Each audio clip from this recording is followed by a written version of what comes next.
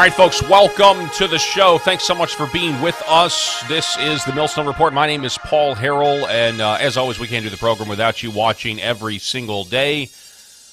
Boy, are things moving fast as we go down this path, this all-too-familiar path that leads to war and death in the Middle East. And things are moving at such a fluid pace, it's very difficult to keep up. When I write the titles of the show, and we do that an hour, maybe 2 hours before we go on the air, so a lot of things can get done behind the scenes, and then things are so fluid that things change incredibly. So now, some of the titles are actually conflicting depending on which broadcast you're watching this on. Donald Trump has declared or demanded the unconditional surrender from the nation state of Iran. Something that is also in a previous truth that he put over on Truth Social, says that they're not going to kill the Iranian Supreme Leader yet. They're going to hold off on that. We've got all of that for you and more. And what does this mean for the Make America Great Again movement? There are splinters in what was a historic political coalition that we are watching unfold before us. We have splinters now between Trump and Steve Bannon, Trump and Tucker Carlson, Trump and Elon Musk, Trump and Tulsi Gabbard. And we'll talk more about the Tulsi Gabbard one here in just a moment as well. We've got a full slate of stuff to get to, but just what's my take off the top of my head? Well, I think just objectively speaking, if you're just looking at this from the 30,000-foot view, we don't have tax cuts. We don't have the type of Doge cuts that we want. We're no longer talking about abolishing the IRS and creating the External Revenue Service and ending the Internal Revenue Service. We don't get any of those things until we go to war in the Middle East. And that's what the pressure is all about. Now, we're going to read for you, because look, it's impossible to look at this situation and not see that America is neck deep in what's going on right now between Israel and Iran, because we have been trying to negotiate peace. At the same time, we are the ones that use our taxpayer dollars to arm Israel with their weaponry. So that is what is going on right now. And it's impossible to ignore that fact. That's a fact. The question is that what you voted for? It's not what I voted for. We've been at war in the Middle East basically my entire life. And they're actually doing something pretty clever right now. They're actually turning, and I actually think this is a sign of desperation. I think it's a sign that they know the American people are not with them on this. They're using our language against us. Have you heard the phrase, end forever wars? I have. We say it all the time. No more forever wars. No more this lifetime of being in the Middle East, whether it's Iraq, whether it's Syria, whether it's regime change in Libya, or being in Afghanistan for 20 years. And we, of course, know how that turned out. Now, Benjamin Netanyahu and Arkansas Senator Tom Cotton, there's probably more, Benjamin Netanyahu is now saying they have to end the forever war, but the forever war has actually been going on for 40 years with Iran funding their proxies.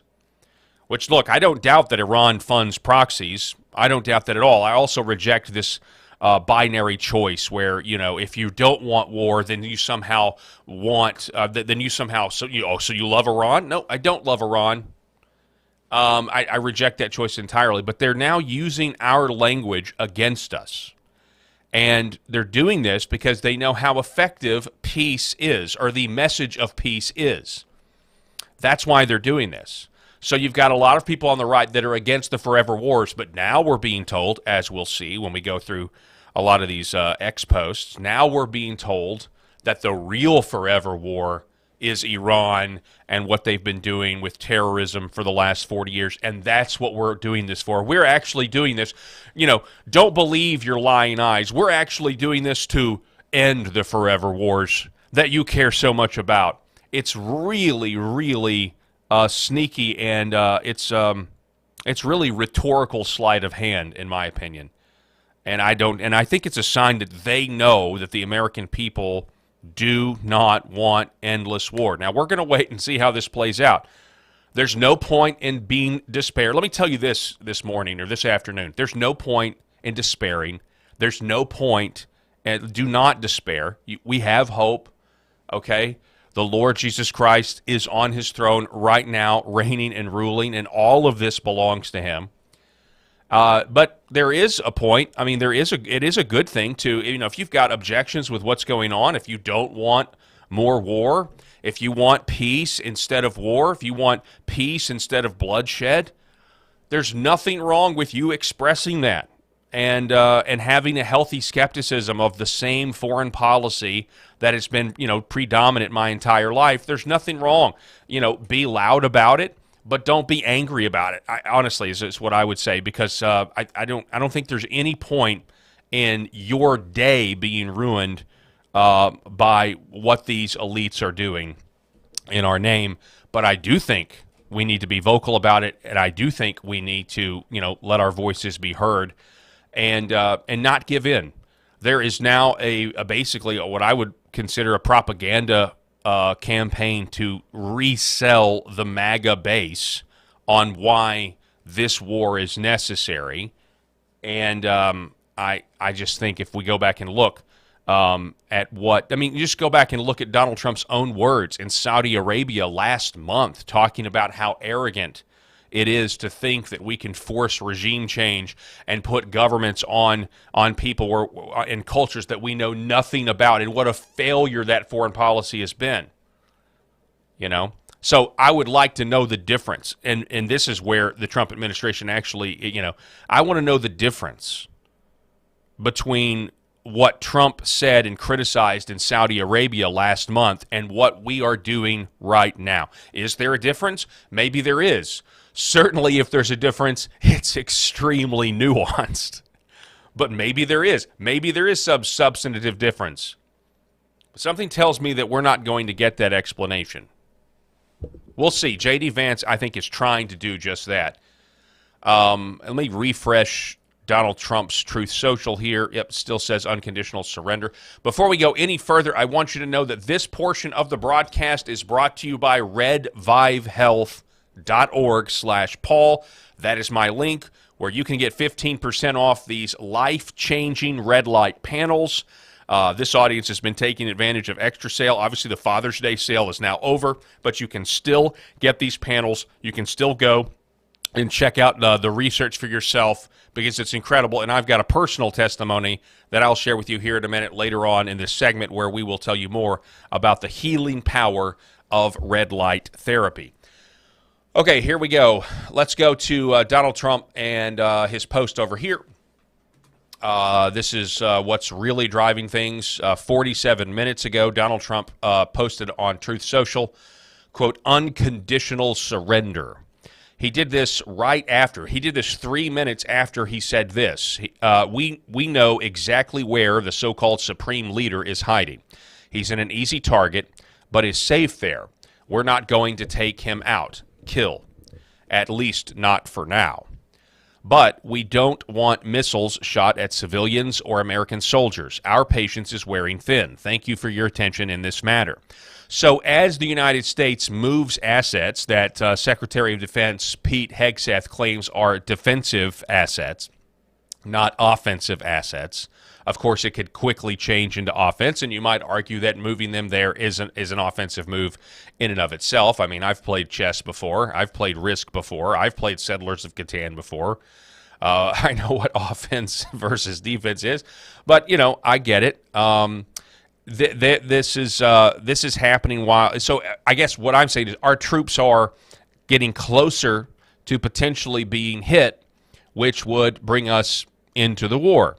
Whether it's our military bases, whether it's the USS Nisbet, by the way, which I believe is some people have described as a bucket of bolts. I don't know if that's the case, but it is an old ship and it's scheduled to be decommissioned. And then we also, with all of this, Like, this is what I don't understand about the weapons of mass destruction 2.0. It's like there are some people that would they admit in a deposition, if they are ever being deposed, would they admit that sometimes people lie in order to start wars? It's like some people are living in some bubble where they just magically are going to believe whatever they're told and refuse. I mean, I've said this before, but I mean, like false flags are used or lies are used to fight wars and have been for forever. They make movies about them. Matter of fact, the movie The Princess Bride, which is a very popular film made by leftist wacko Rob Reiner, that whole movie is based on the idea of a false flag. The entire film. The whole basis of the plot is that they're going to kill the princess and blame it on another country so that the king or the prince can go to war with this country they want to go to war with. That's the whole point. This is how wars are fought all the time throughout history. And so, if you go to war, it's very important to know the facts. It's very important to make sure that you actually have the moral high ground.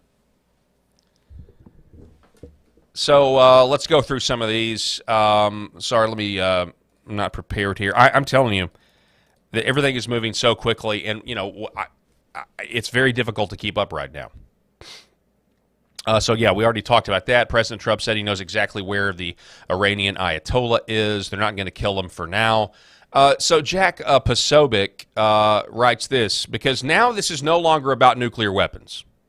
It's very important we understand this. This is no longer about nuclear weapons. Now it's about regime change, which is exactly what Benjamin Netanyahu has wanted this entire time. Not just in Iran, but Iraq, Afghanistan, Syria, Libya, all of that.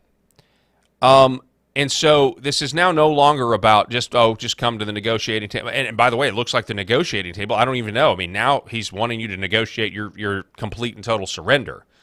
So at that point, do you have anything to lose? Why not just start firing rockets at American military bases at that point? And then what happens with Russia and China, which really, the only person that I have seen even talk about Russia and China is Bill O'Reilly, of all people. Jack Posobiec, regime change, recent scorecard. Iraq, chaos, death, Shia take power. Syria, refugees, flood Europe, ISIS. Afghanistan, Taliban won, got our equipment. Libya, Benghazi, refugees.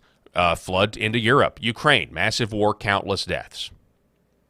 Yeah, this is our foreign policy, which is just serves to destabilize all of the regions we go into, and as we project the exact same hubris and pride that Donald Trump correctly stated at Saudi Arabia just last month, which was a huge rebuke of the neocons. And it was so bad. And this is why this is a tit for tat in the first year of Trump 2.0. This is tit for tat, because you have these victories. You get somebody like a Tulsi Gabbard, the director of national intelligence, who is not a neocon. And what do? They freeze her out of the talks at Camp David. And now Trump is, dismissing her report that she gave back in March, saying that they don't believe that Iran is about to have the bomb. And it's just this back and forth. Back when Trump went on that tour to Saudi Arabia, people like Mark Levin were having a conniption fit. People like Mark Levin were calling out Steve Witkoff for using the word neocon, claiming that you can't use that word because that's anti-Semitic, which is absolutely insane and preposterous. And now Mark Levin is the happiest perhaps he has ever been in his entire career because of the moves and the things that are transpiring in the Middle East, because this war has gone hot. But does anyone ever answer for this? Does anyone ever answer for this? And the answer is no, because the people that make these decisions, they never are held accountable. And this is the one thing. By the way, these regime change scorecards are the one thing the folks in Washington, D.C., Democrat and Republican, can somehow, miraculously, agree on. That this foreign policy is actually good for you, and you should like it.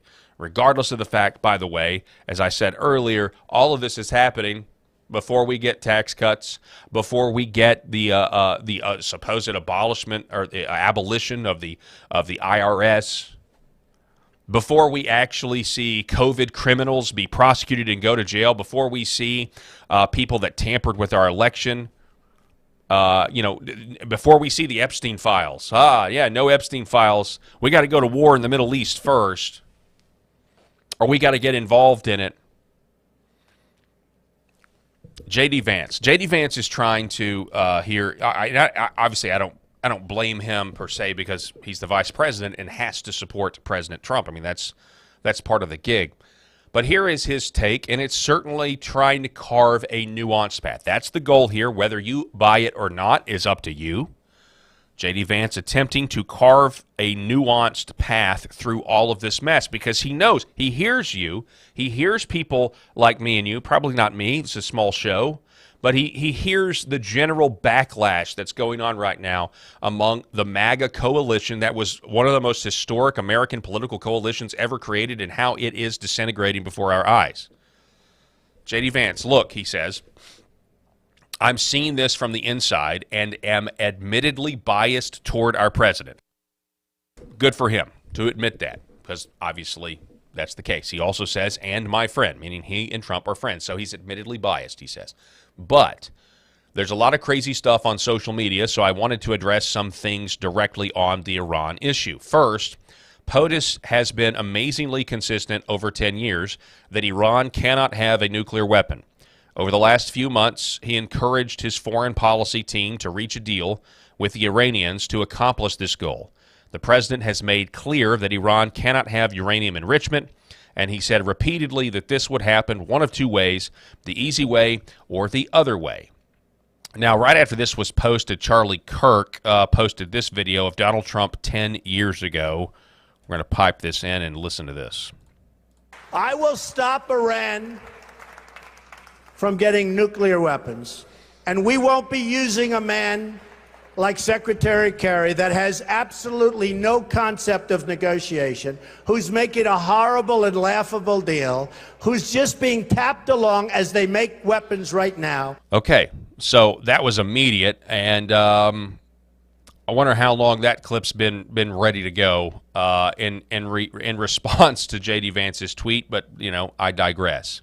He goes on. First, J.D. Vance says, POTUS has been amazingly consistent over 10 years that Iran cannot have a nuclear weapon. Over the last few months, he encouraged his foreign policy team to reach a deal with the Iranians to accomplish this goal. The president has made clear that Iran cannot have uranium enrichment, and he said repeatedly that this would happen one of two ways. Okay, we already read that part. Forgive me. You'll have to forgive me for being scatterbrained. Second, he says, I've seen a lot of confusion over the issue of civilian nuclear power and uranium enrichment. These are distinct issues. Iran could have civilian nuclear power without enrichment, but Iran rejected that. Meanwhile, they've enriched uranium far above the level necessary for any civilian purpose. They've been found in violation of their non-proliferation obligations by the International Atomic Energy Agency, which is hardly a right-wing organization, he says. He goes on, it's one thing to want civilian nuclear energy, it's another thing to demand sophisticated enrichment capacity, and it's still another to cling to enrichment while simultaneously violating basic non-proliferation obligations and enriching right to the point of weapons-grade uranium.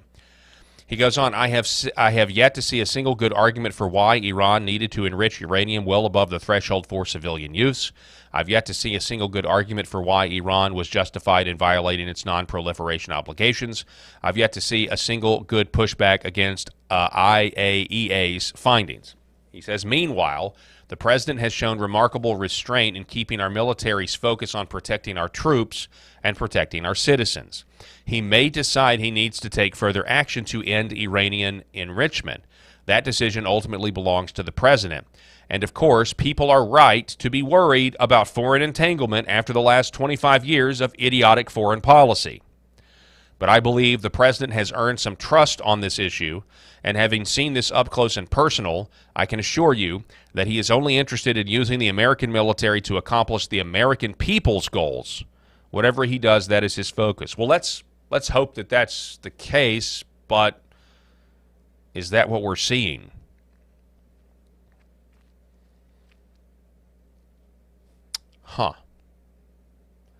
Again, what I would like to hear from J.D. Vance or the President of the United States is when you go back and you look at Donald Trump and his speech in Saudi Arabia, rebuking the globalists and the neocons.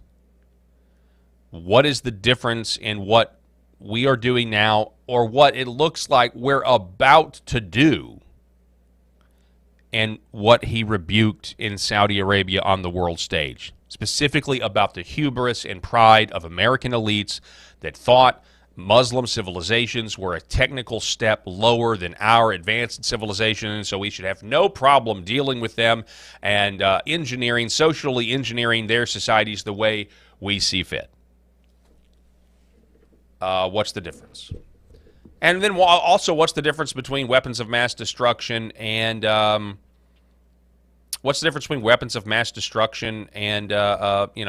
this new nuclear threat? That's right. It was Owen Schroyer. You can rebrand, repackage, and try to sell us another war in the Middle East, but no one serious is buying, and the result will be the same. What makes it worse is we get a Middle East intervention before tax cuts, mass deportations, deep state arrests, Epstein lists, JFK files, Doge cuts. Here's somebody on X named the Savior reminding us that the script never changes, and has kind of a montage of Benjamin Netanyahu. Here's Benjamin Netanyahu in 1982. If you take away the Soviet Union and its chief proxy, the PLO, international terrorism would collapse. If you take out Saddam's regime, I guarantee you that it will have enormous positive reverberations on the region. Obviously, we like to see a regime change, at least I would, in Iran, just as I would like to see in Iraq. The question now is a practical question. What is the best place to proceed? It's not a question of whether Iraq's regime should be taken out, but when should it be taken out? It's not a question of whether you'd like to see a regime change in Iran, but how do it... Are there any other nations that you would recommend that the United States launch preemptive attacks upon at this point? The answer is categorically yes. The two nations that are vying, competing with each other, who will be the first to achieve nuclear weapons, is Iraq and Iran. But a third nation, by the way, is Libya as well. Libya is trying very rapidly to build an atomic bomb capability. So you have here now three nations. All stand together to stop Iran's march of conquest, subjugation, and terror.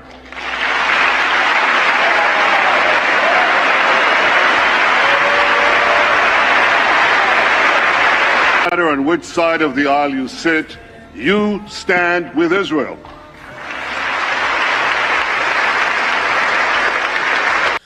It is kind of crazy, like, to hear the kind of the historical montage from 82 to 2015 kind of go through that.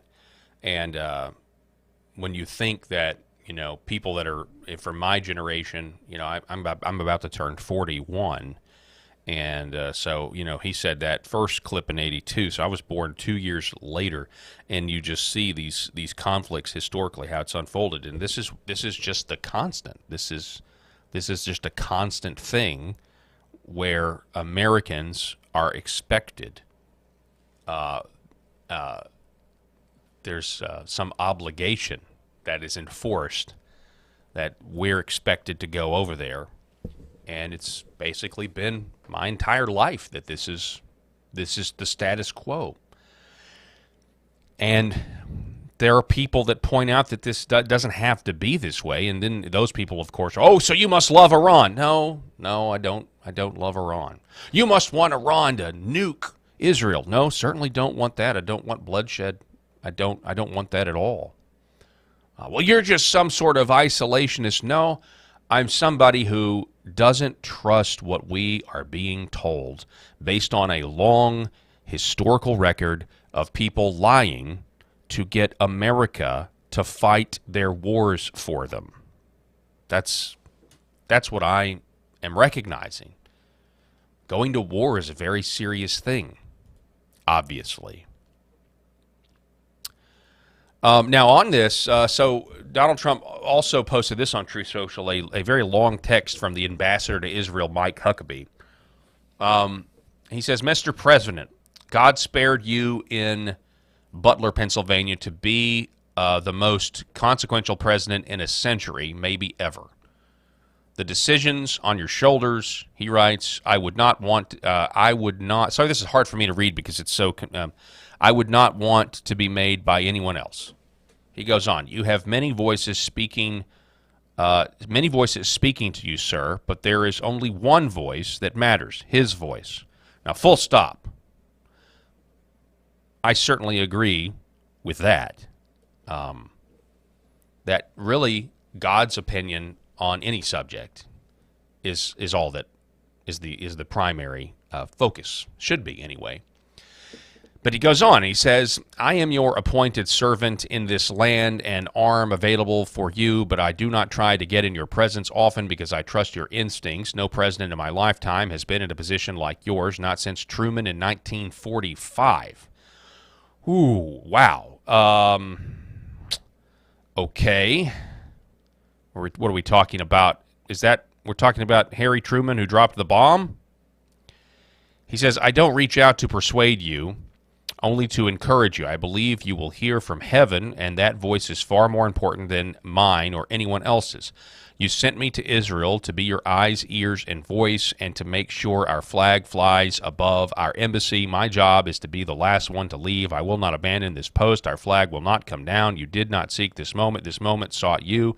It is my honor to serve you, Mike Huckabee.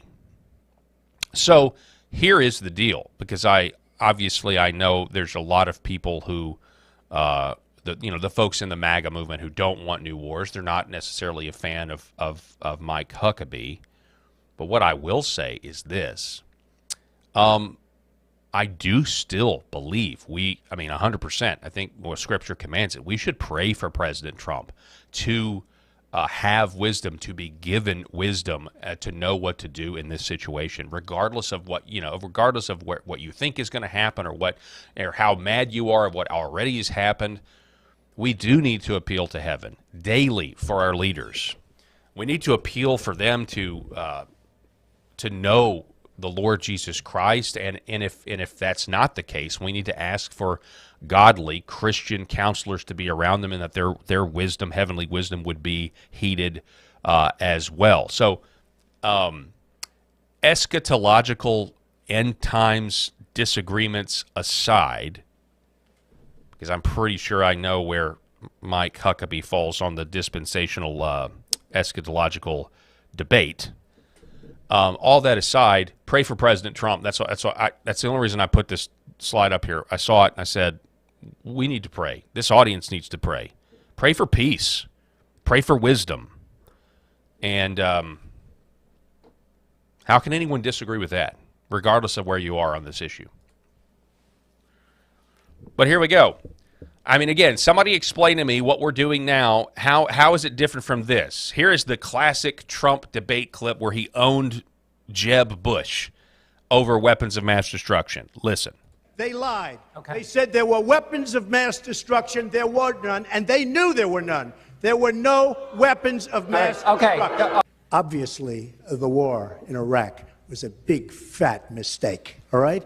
Now, you can take it any way you want, and it took Jeb Bush, if you remember at the beginning of his announcement, when he announced for president, took him 5 days. He went back. It was a mistake. It wasn't a mistake. Took him 5 days before his people told him what to say, and he ultimately said it was a mistake. The war in Iraq, we spent $2 trillion, thousands of lives. We don't even have it. Iran is taking over Iraq with the second largest oil reserves in the world. Obviously, it was a mistake. So George Bush made a mistake. We can make mistakes, but that one was a beauty. We should have never been in Iraq. We have destabilized the Middle East. But so you still. So, again, honest question. Maybe there's somebody out there that can carve out the nuance of substance. What's the difference between that and this? And I guess they'll say, well, I mean, they've got a nuclear weapon. Or they were days away. But here's the deal. If you go back and you look at some of these clips suggest that we've been days away from having a nuclear weapon, or Iran's been days away for 20 years. You just heard it. So we had this. There's a tanker. This was 3 hours ago, probably more than that now, but a tanker has been engulfed in flames near the Strait of Hormuz. Massive oil tanker went up in flames after colliding with Front Eagle in the Gulf of Oman, right next to the planet's busiest oil artery. Tim Pool says here is what he fears about this story, that the U.S. will intervene to secure the Strait of Hormuz, but Iran or Iranian-backed forces will attack U.S. assets and personnel, and the U.S. will then formally enter the war with Iran. This stuff, I mean, anything could happen. I mean, literally, as our forces get closer for what Hegseth says are defensive capabilities, the whole thing could come, the whole thing, at any moment. Last Thursday, I signed off saying, hey, we're going to open the show talking about the Southern Baptist Convention because I've been trying to do that all week, but I've been, so preoccupied with all these riots in Los Angeles that we didn't get to it. I said, so I promise you, we're going to start the show with that tomorrow. And then I said, well, unless, I don't know, Israel bombs Iran or something, and then that's exactly what happened. So, the whole situation is fluid. It really is a powder keg waiting to happen. So earlier I told you that there was this this effort to start to use our effective language, meaning people that want peace and they want an end to forever wars, against us. And I want to tell you what I mean. This was Jonathan Karl interviewing Benjamin Netanyahu. And listen. But U.S. officials tell us that the president flatly rejected a plan, an opportunity that the Israelis had to take out the supreme leader. Do you understand his concern? My understanding is his concern is that this would escalate the conflict beyond where it is already. It's not going to escalate the conflict. It's going to end the conflict. We've had half a century of conflict spread by this regime that terrorizes everyone in the Middle East, has bombed the Aramco oil fields in Saudi Arabia, is spreading terrorism and subversion and sabotage everywhere.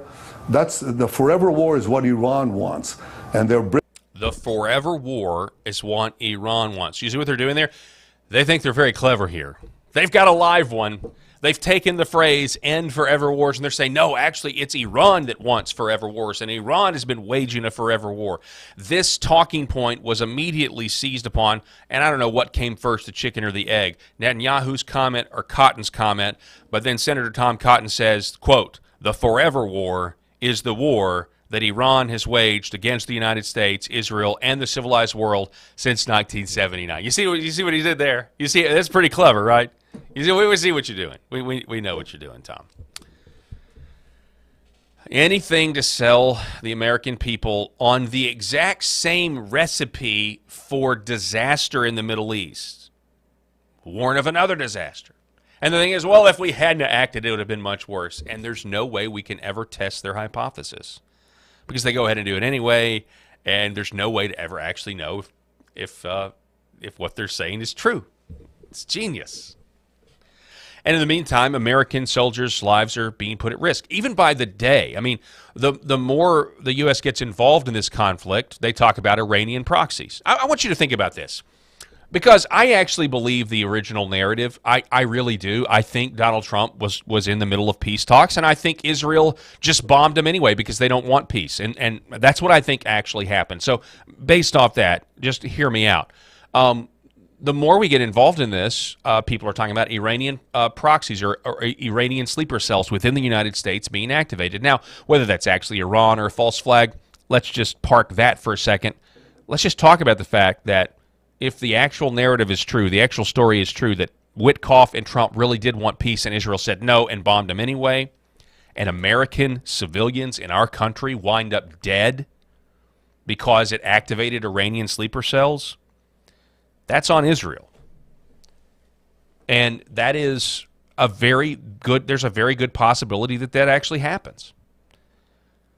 So talking about the potential splintering of the MAGA movement, we had a very interesting exchange yesterday between Tucker Carlson and Steve Bannon on his War Room show, and then we had a very interesting exchange where Steve Bannon went on Tucker Carlson's podcast the same day. So I have a lot of Tucker and Steve Bannon clips to go through.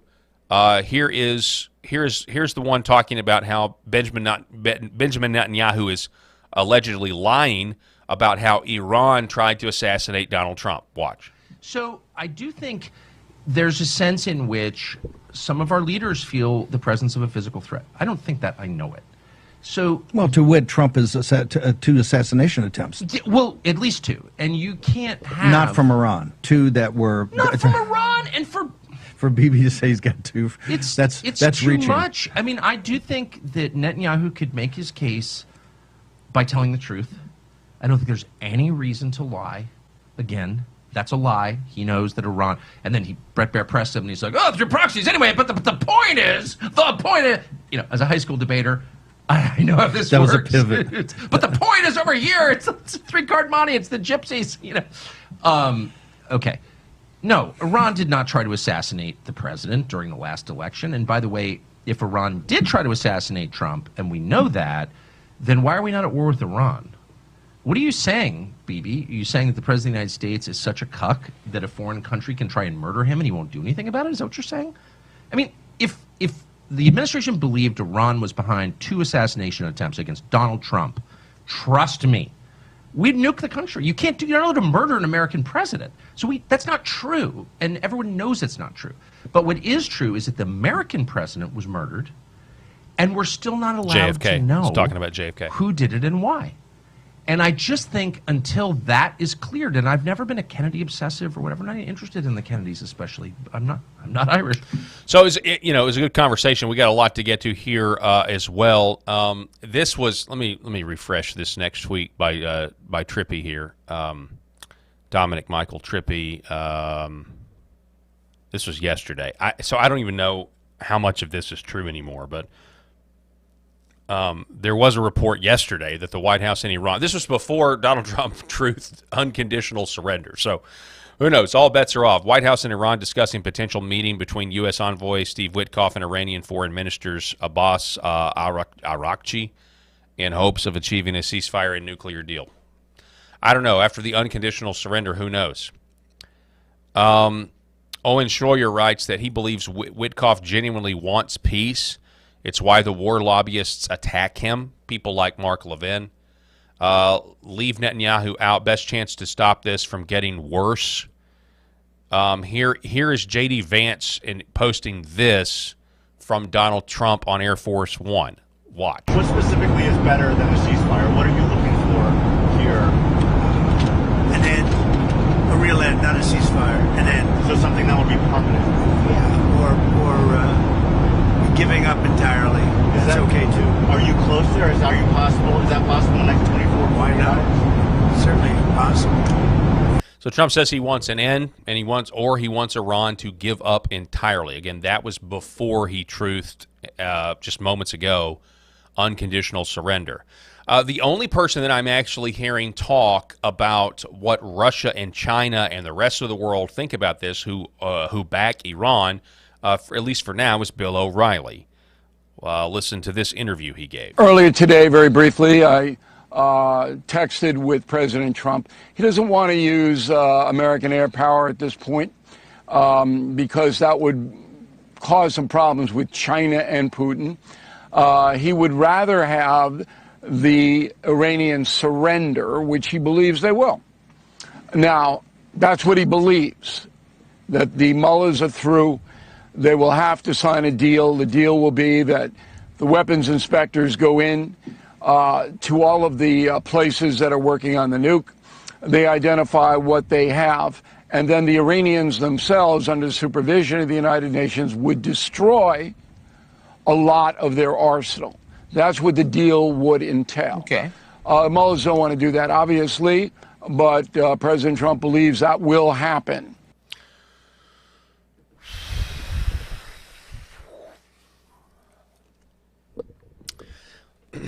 So if that doesn't happen,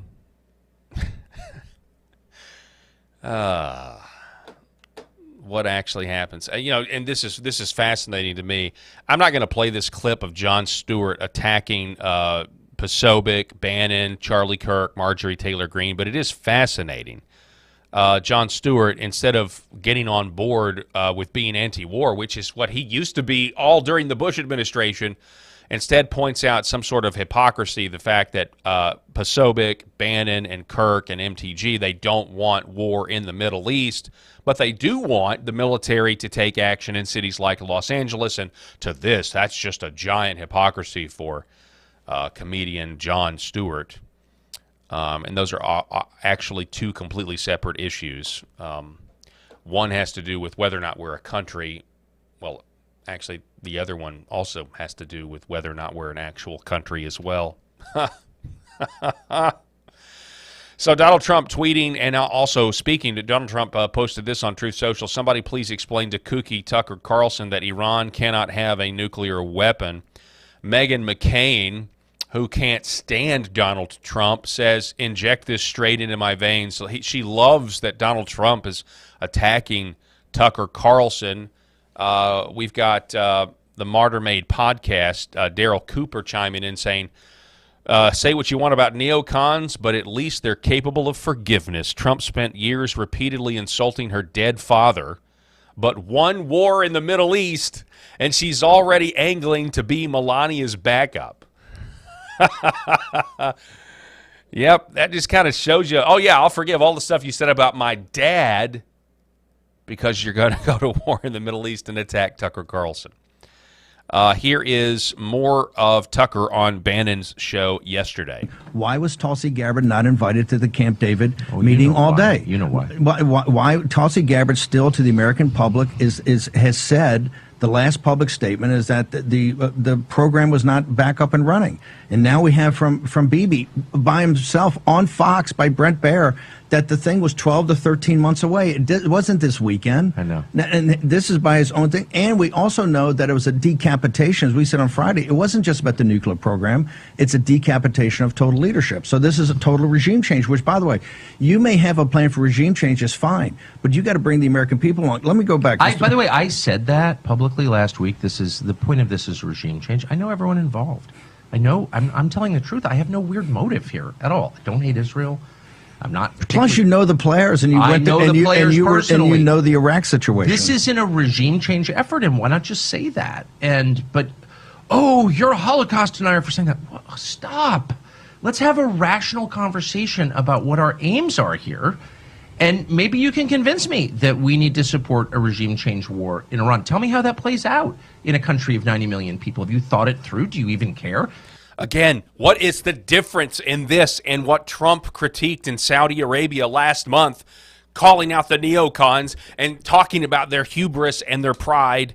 You know, Trump may have some sort of nuanced thought about what he's doing and how it's different than what they other did, but what they're saying is the people supporting this are the same people that did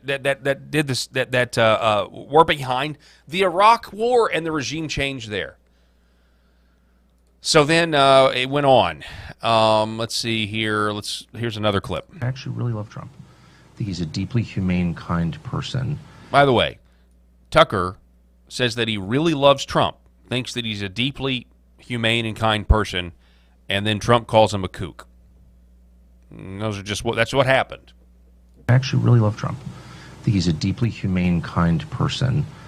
And I am saying this because I'm really afraid that my country's going to be further weakened by this. I think we're going to see the end of American empire, obviously. Other nations would like to see that, and this is a perfect way to scuttle the USS America on the shoals of Iran.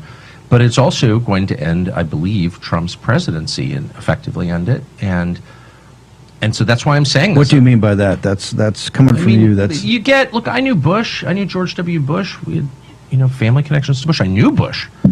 Personally, I still see Bush sometimes. And, of course, he hates me, and he does because I criticized him on Iraq. And that war is the sum total, from a historical perspective, of his administration. But I knew him, and he had all kinds of plans for the things that he wanted to do. But once domestically, right, to improve the country. Right. And you may agree or disagree, but in his mind, he wasn't just about the invasion of Iraq in March of 2000. Oh, no. He was going to redo Social Security. 100%, He had all types of. He was going to take care of the entitlements issue. And he really thought it was going to work. Yep. And you could laugh at that or whatever, but the point is, the second you get enmeshed in a real war, not a fake, let's go bomb the villagers and declare success, though we don't even have a good track record. Why are the Houthis still there?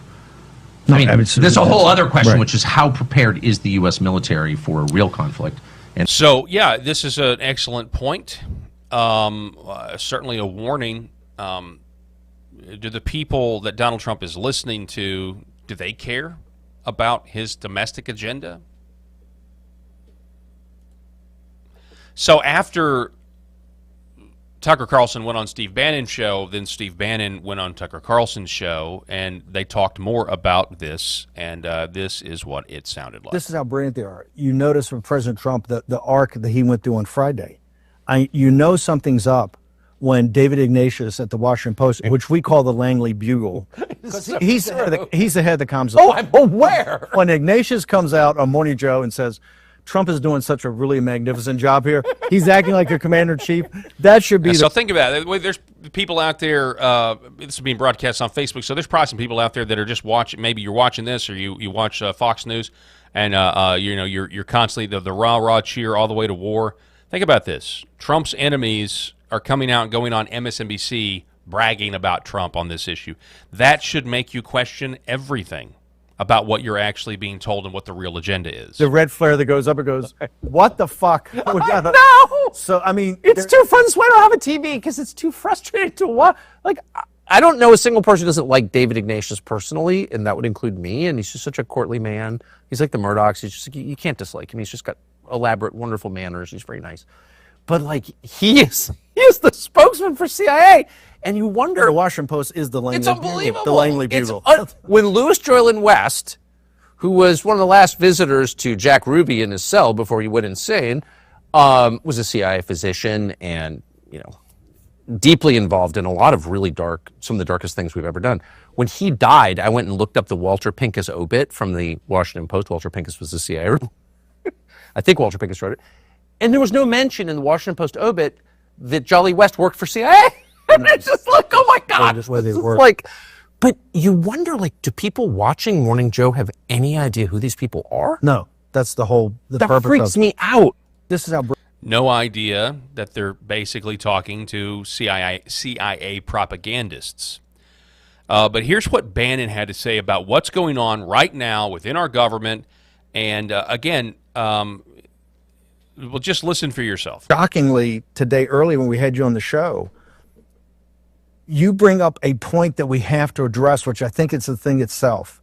What is it about this apparatus? When you have a coalition that's like 1932 that's coming together, like Roosevelt had Harvard professors and crackers and Democrats and ranchers out west and big city bosses and the Irish and the Italians, and he put it all together and they juggled it. And Got Brooklyn, Butte, Montana, Birmingham, Alabama, and they're all on the same side. Like, how does that happen? And they govern literally almost all the way to Trump. Reagan took out part of it, Newt Gingrich took out part of it, but it was 50, 60, 70 years. We have the same ability. We have hardscrabble Hispanics on the Rio Grande Valley in South Texas. We have tech bros. We have, economic nationalists. We have economic populists. We have people that want to stop their forever wars. There's three planks. And right at the beginning of it, and it's on the 10th anniversary of coming down the Golden Escalator. That was 10 years ago Sunday. And I tell people, as many triumphs and tragedies, victories and defeats, good days and horrible days, when we're winning and sometimes we're losing, those 10 years of everything that's gone on is just the preamble for where we are today on the convergence of these crises. And now, all of a sudden, a shooting war where they're taking the Nimitz battle group out of the South China Sea and sending 3 carrier battle groups now to the North Arabian Sea, Red Sea, plus Arleigh Burke destroyers and a whole fleet in the Eastern Mediterranean. We're prepping for a major shooting war. And how did it happen? I think what's most shocking is what you said. Hey, it was like Iraq. You're inexorably just drawn, and decisions kind of just happen. It's like, what's happened over the last 72 hours? How did we even get to this point? How did this actually happen? Who made these decisions when we had the intel out there that this was not like a thing? This was something that was going to happen a year or two from now. Yes. Bibi admitted to Brett Baer on Sunday night. And so the question before us is not simply the Israel-Persia situation, is what the fuck is going on in this city that just drives this city, whether you're Barack Obama or Donald Trump. And if we don't sort it out now, and I mean right now, that's what we have to have a throwdown. We have to name names. We have to expose it. If we don't throw it out now, throw down now in the summer of 2025, we're not going to have a country. Those are wise words. Minus the profanity. I apologize for the profanity if you have young kids listening. We try to keep it clean, but things fall through the cracks sometimes. Wise words from Steve Bannon. You're not going to have a country if we can't figure out what is going on. and why. And again, what Schroyer said. No tax cuts, no Doge cuts, no mass deportations. And I know the deportations are ongoing. Oh, and by the way, apparently Trump rescinded him going easy. Let me see this. Is this the last quick? So, Disclosed TV reports that per the Washington Post, Trump officials are now reversing guidance exempting farms, hotels from immigration raids. So some of that, I don't know, give you some good news, give you some bad news. But let me give you good news again. So I got to tell you about Red Vive and Red Vive Health and what happened to me. So many of you out there may not know, but I am an aspiring pitmaster. That's right. So what that means is I like to, as you can clearly see, I like to cook and eat smoked meats, barbecue. I'm a barbecue enthusiast. It's one of the things that I do. What's my hobby? And I guess a few years ago, I finally got to purchase like the one rig that I've been eyeing for a long time. It's a 1/4-inch steel cabinet type smoker. It's got a great firebox. Also, it's got a griddle on top, so the smoke box can actually. It's a Lone Star Grills with a Z, by the way. And this is not a paid advertisement for Lone Star Grills. I'm just telling you that's the one that I got. It's got a nice powder coat on it, 1/4-inch steel. It's incredible. So, I was grilling the other day, and there's a lot of moving parts with this. And the fireworks, you got to set it up, and there's this one tray or grate, I guess, that's a 1/2 inch thick. So a 1/2 inch thick steel, and it is huge, and it slides in. And so I had it in the place where I store it or whatever, and it was kind of awkward me picking it up. And I picked it up, and a lot of times I just put it over my head as I walk because it's easier on the back. But for whatever reason, I kind of stumbled just a little bit. And I tweaked my back, not like the outside muscles, but the lower back, and you've got those inside muscles. I don't actually know the medical term for that, but I was in pain. Not like an immediate, but after I slept on it, I got up, I was like, wow, I'm having trouble walking, So guess what I did? I sat in front of the red light for 20 minutes. 20 minutes yesterday. And today, I virtually have no pain, not at all. And it was almost immediate. After I got done with the red light treatment, I had immediate relief that only got better throughout the day. So I just want to reiterate this. While the bonus sale, the Father's Day sale is now over, you can still get these panels, and I think it's still for a great deal for what you're getting.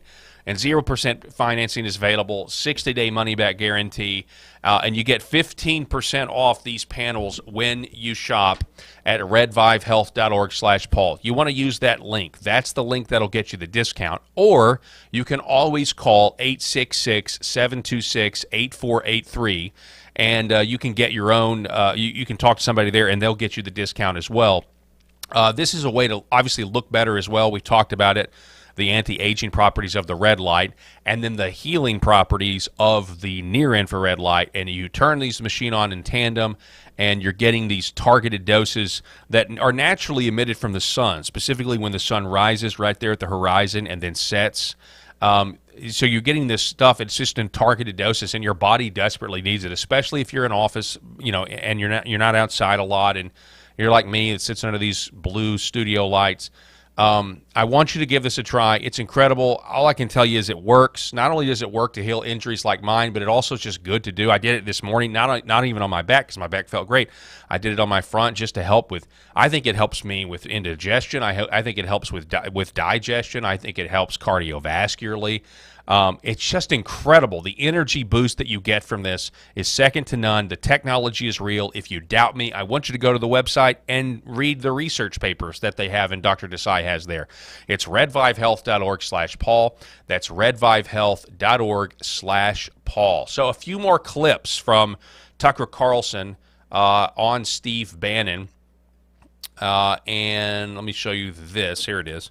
So listen to this. And the incentives to pull the U.S. in are so profound. I guess if I could just say one political thing, the watching Donald Trump, who of course you know very well, who I think at core is sincere about peace. Big time. Yeah, big time. Yeah. Big time. I mean, that's real. Watching him done so wrong the lies. Oh, he knew all along.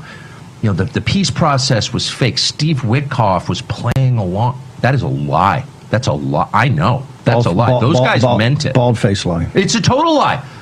And all these people that Mark Levin and all of the minions who are running cover for a foreign government, they're all telling that same lie. And I feel for President Trump, and I don't know this, I'm just guessing, but at this point, I feel like he just has to kind of roll with it. You know, what do you say? You don't want to get in an argument about that right in the middle of a war. No, I think he reiterated last night that we got to get back to the peace part. They got to lay down the guns. But they're lying about him. He sincerely, even now, he sincerely believes, whether he's right or not, I can't say, but that this could be a predicate to a peace deal, what we're seeing now. He really thinks that and wants that, and the other side is just like, no, a peace deal is immoral. It's the other side, but the other side also has the apparatus here. This is what happened in Ukraine, the U.S. when Ukraine attacked. Yes. When Ukraine attacked, we still haven't asked Ratcliffe, was the CIA involved? That there's zero probability Ukraine could attack that deep into Russia without some involvement. So that brings us to Tulsi Gabbard as we wind things down. Okay, you see, there's Tulsi Gabbard was not. She was not invited to these recent Camp David discussions. By the way, Alex Jones is sticking with Tucker, saying Trump attacking Tucker Carlson for not supporting a new world order is not something any sane person should support. This is the stuff nightmares are made of. But about 90 days ago, and as you heard them say, Bibi Netanyahu basically let it slip and told Brett Baier that they were not days away from a bomb. They were a year or so away. But I guess 90 days ago, the Director of National Intelligence said the United States intelligence community continues to assess that Iran is not building a nuclear weapon, and Supreme Leader Khomeini has not authorized the nuclear weapons program that he suspended in 2003. Tulsi Gabbard. That's what she said to the House Permanent Select Committee on Intelligence on the March 26th of this year. And so this is not about Iran getting a nuclear weapon. And everybody out there saying, you want Iran to have a nuclear weapon? Well, they've now basically said that that was not imminent. And Tulsi Gabbard said that. And now apparently, now people are wanting Tulsi Gabbard to resign. The neocon pro-war people definitely want that.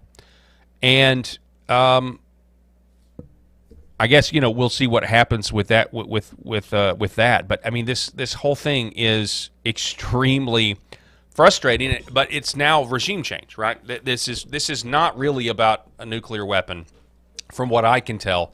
This is just about getting a regime change and using any kind of talking points or propaganda that they possibly can to do it. And if that means pulling America into a full war with boots on the ground and dead Americans in the Middle East, surely, if you go and tomorrow on the program, we're going to pull the clips of Donald Trump at Saudi Arabia only a couple of weeks ago, criticizing neocon foreign policy and the arrogance and the hubris and the pride that was behind it all. And I just would like to know the difference between that and what is going on right now and what may be about to happen. Like, I want to know the difference between the two things. And right now, I can't see the difference between that. And that's not what I voted for. That's not what millions of Americans voted for. Orrin McIntyre writing, it would be nice if we could get clarification on this. Tulsi Gabbard, like a number of unconventional Trump appointees, was placed in her position due to her hostile relationship with the deep state actors inside the organization she runs.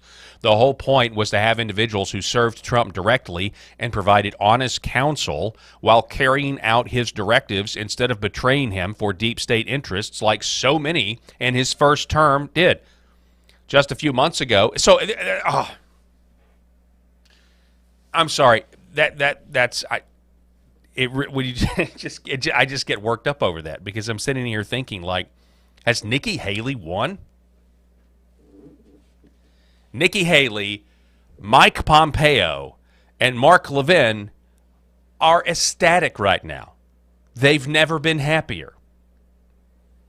You get Tulsi Gabbard, you have all these people, I can't vote for Tulsi Gabbard. She actually gets the position, and instead the intel community just ignores her intelligence and instead and I'm just saying this like for hyperbole, it actually could be true, letting Nikki Haley write the intel briefings that are getting to Trump and affecting his decisions here. What was the election even about? Something to think about. And again, continue to pray for the president, pray for peace, and because the power of prayer is real, God is real, and he sees everything that's going on right now. So I will reiterate what I said. I think all of us need to be as vocal as we want, but we don't need to despair. We don't need to act like this situation is hopeless. Be as vocal, and if you're against war and you want peace and you don't want this same playbook that has gone on my entire lifetime that's about regime change and weapons of mass destruction, be as vocal as you like and need to be, but do not despair. And that is my message to you. God bless everybody out there watching. Unless I'm providentially hindered, I will be back here tomorrow delivering you the news. God bless.